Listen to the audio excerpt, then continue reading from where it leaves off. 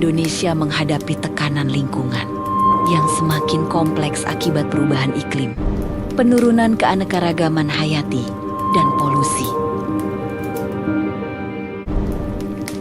Dampak perubahan iklim telah memberikan risiko signifikan bagi perekonomian nasional dengan potensi penurunan PDB hingga 10% dalam beberapa tahun ke depan apabila tidak ada intervensi kebijakan yang kuat.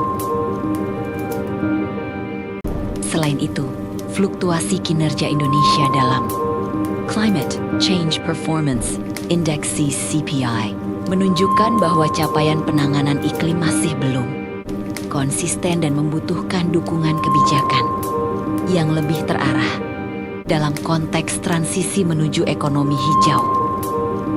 Sektor keuangan khususnya perbankan syariah menduduki posisi strategis sebagai enabler pembiayaan proyek ramah lingkungan.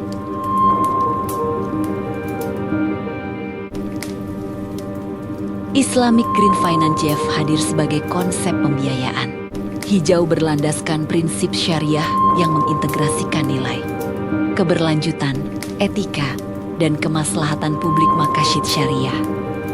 Perbankan syariah memiliki peluang besar untuk memberi kontribusi terhadap pembangunan berkelanjutan melalui pembiayaan energi terbarukan, pertanian berkelanjutan, efisiensi energi, dan proyek lingkungan lainnya. Namun, implementasi GF di Indonesia masih menghadapi berbagai kendala, seperti kurangnya instrumen keuangan hijau berbasis syariah, terbatasnya kapasitas institusi dalam menghasilkan produk keuangan hijau, minimnya insentif regulatif, dan rendahnya literasi stakeholder terhadap konsep IGF. Kompleksitas masalah tersebut mengindikasikan adanya gap antara potensi besar IGF dan realitas implementasi di lapangan. Tujuan penelitian ini untuk mengidentifikasikan hambatan, tantangan, dan peluang dalam penerapan Islamic Green Finance perbankan syariah di Indonesia dengan menemui beberapa para ahli menggunakan metode Delphi. Merumuskan strategi prioritas Islamic Green Finance yang dapat diimplementasikan oleh perbankan syariah regulator dalam menggunakan pendekatan Analytic Network Process (BOCR), Benefit, Opportunities, Cost, and Risk, ya, dengan menyusun roadmap strategis data yang menjadi pedoman kebijakan implementasi keuangan hijau berbasis syariah pada tingkat industri dan regulator. Kebaruan penelitian ini itu menggunakan beberapa unsur. Yang pertama sekali adalah pengembangan IGF, ya.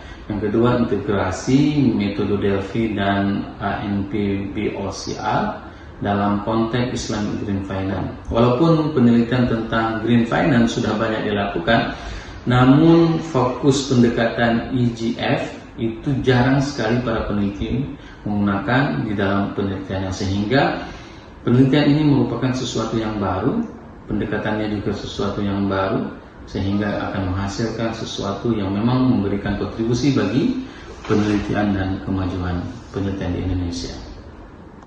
Hasil penelitian di tahun pertama ini dikarenakan ada 2 tahun yang kita rencanakan. Tahun pertama ini menunjukkan bahwasanya konsensus para ahli diperoleh beberapa putaran, di antara 3 putaran yang untuk bisa mendapatkan hasil tersebut, di mana implementasi IGF meliputi keterbatasan regulasi teknis, masih minimnya regulasi yang dihasilkan untuk pembiayaan yang hijau ini. Yang kedua, kurangnya inovasi produk berbasis syariah. Produk-produk Green Finance berbasis syariah itu masih sangat kurang. Yang kedua, minimnya integrasi prinsip ESG dalam pembiayaan syariah.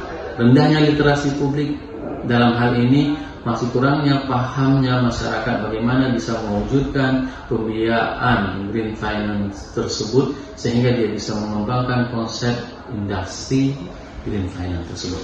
Dan yang terakhir, keterbatasan infrastruktur digital untuk mendukung pembiayaan Green Finance. Sebagai kooperasi di Inggris, dalam pembiayaan digitalisasi itu bisa mendapatkan pembiayaan dalam jangka waktu 1 jam Maka ke depan kita memerlukan perangkat digital, platform digital yang bisa memudahkan untuk pembiayaan, desain platform digital yang bisa memudahkan pembiayaan. Semoga penelitian ini bisa terus dikembangkan sehingga bisa meningkatkan pengembangan pembiayaan green finance di Indonesia untuk sektor industri perbankan. Berkah selalu. Assalamualaikum warahmatullahi wabarakatuh.